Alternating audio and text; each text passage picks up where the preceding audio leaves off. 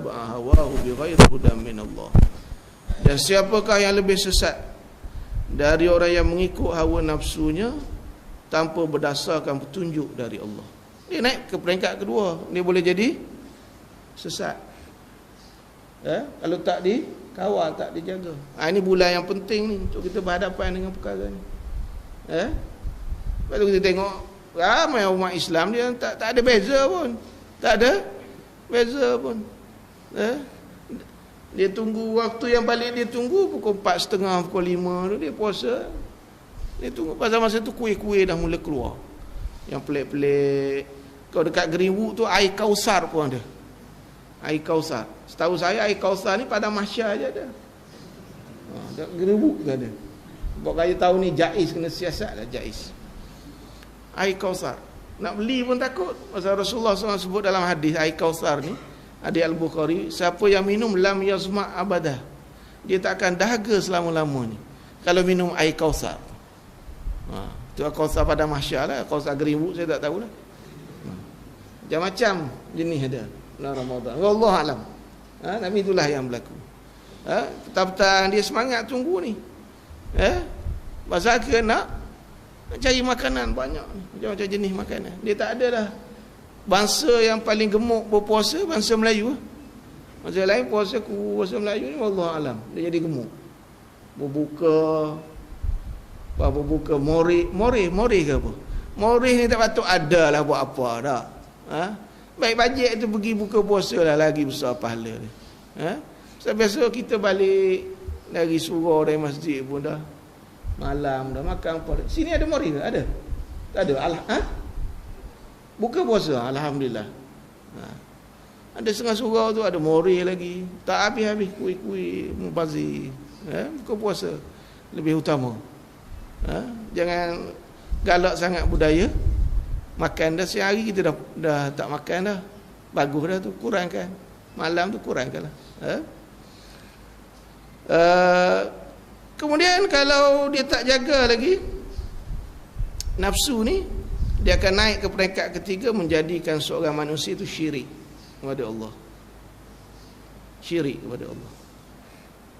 Sebab tu Syekh Abdul Majid Az-Zindani dalam kitab dia Al-Iman.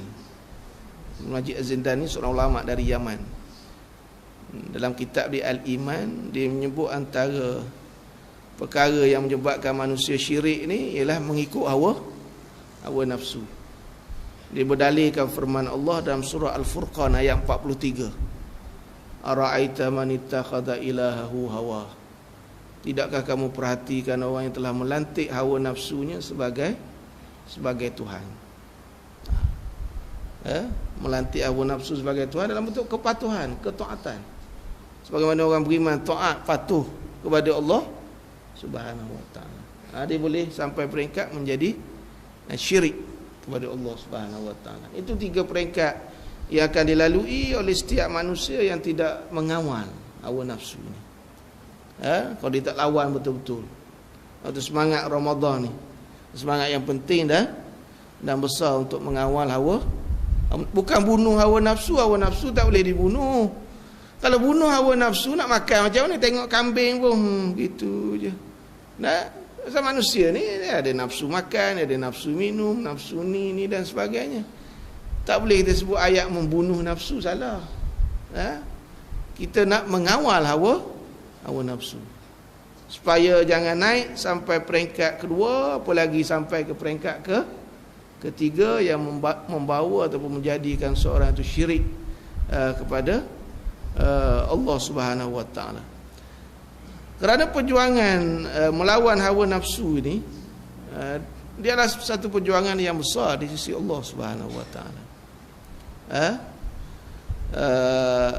Itu perjuangan yang dijanjikan oleh Allah dengan syurga. Sebagaimana firman Allah dalam surah An-Nazi'at ayat 40 dan 41. Wa amma man khafa maqama rabbih wa nahan nafsa 'anil hawa fa innal jannata hiyal ma'wa. Adapun orang yang takut akan kebesaran Tuhannya, dia ingat dia akan berdiri di hadapan Allah di padang mahsyar untuk dihisab, disoal, siasat, takut dia, gerun dia kepada Allah Subhanahu wa taala. Wa nahan nafsa anil hawa, dan dia menahan dirinya dari mengikut hawa nafsu. Fa innal jannata hiyal ma'wa, maka syurgalah tempat kediamannya. Allah Taala janji dengan syurga, bukan sebarangan. Atas kesungguhan kita melawan kehendak hawa nafsu. Janjilah janji syurga. Ialah janji benda tak nampak ni dia buat lebih kurang begitulah. Pasal tak nampak, pahala tak nampak, syurga tak nampak. Bila janji benda tak nampak ni, dia akan lihat secara lebih kurang gitu. Ini yang berlaku dalam masyarakat kita. Tapi besar sangatlah janji yang dijanjikan oleh Allah. Syurga bagi sesiapa yang menahan hawa nafsu. Jadi kita ambillah, kita perhati betul bagaimana Allah Subhanahu wa taala menghendaki dalam bulan Ramadan ini dia datangkan dengan lafaz kutiba tadi. Bukan saja-saja dari segi bahasa Arab tu, bukan saja kutiba.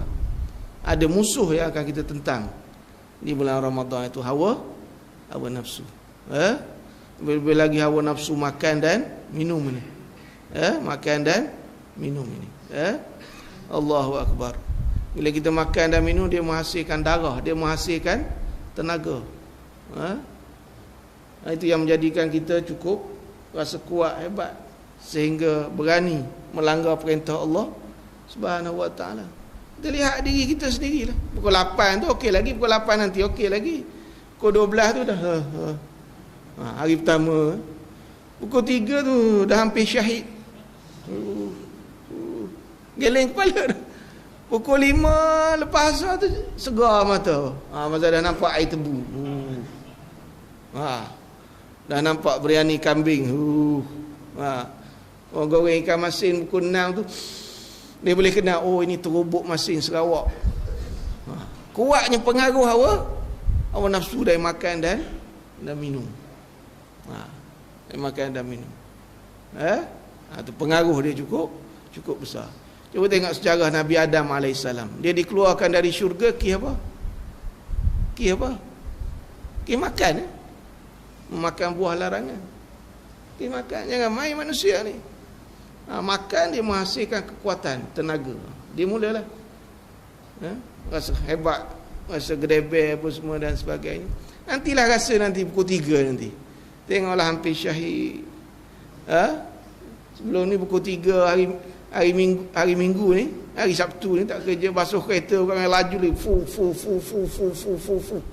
Pasal sudah 3.30 basuh kereta, minum goji. Sehat balik dah. Hari ni tak boleh dah. Kita boleh merasai perkara ni.